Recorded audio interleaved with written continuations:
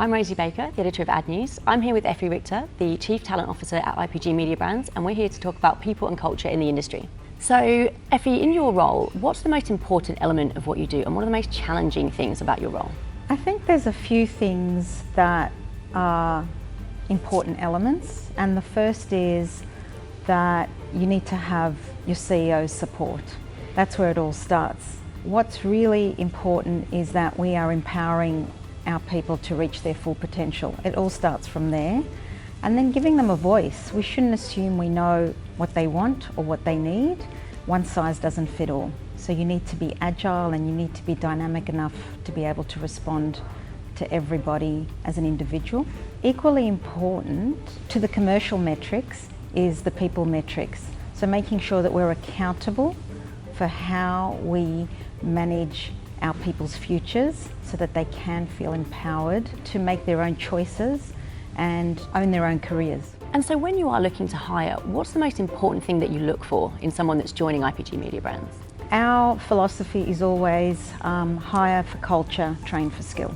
You cannot change people's attitudes and values. They're a lot harder, they're ingrained. But what you can do is when you have the right people who match your values, are aligned to your purpose, what you can do then is teach them the skills. And on a similar thing, the industry is changing so fast. The roles are evolving and changing, becoming different things almost quicker than you can kind of hire people. How are you looking for people from outside of the traditional talent pools that we may be used to in the past? First of all, understanding what those new skill sets are. So traditionally we'd look in that media world. We're now looking beyond that and what we call the 21st century skills. So tapping into critical thinking, analytical thinking, inspirational leadership.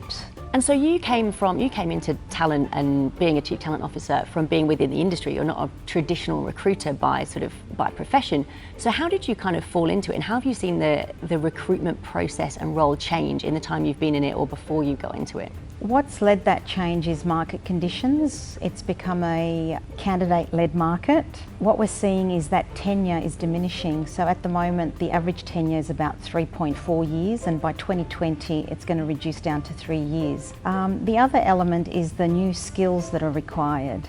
So because it's more of a digital age, and more consultancy based, we've got to start looking, or we've been looking in different places for that.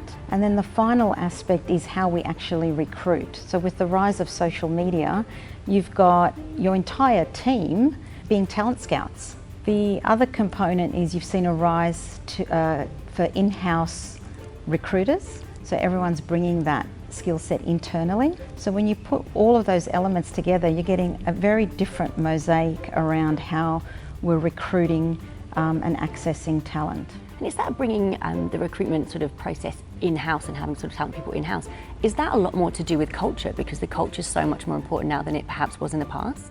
Absolutely, and part of your recruitment team internally is those hiring managers in the business, because they're now vested in that process. They understand that if they want quality people, they've got to spend the time. So we're spending a lot of time upskilling them as well to make sure that they're hiring the people that they know are going to make an impact and make a difference to their team. Then we're going to get better outcomes. And so since culture is kind of such a big part of how you look for talent and the people within your organisation, how is IPG Mediabrands actually building its culture and making sure that it's known for that culture so that you do attract the right kind of people in the first place? I think culture is created by the people and supported and lived by the leadership team.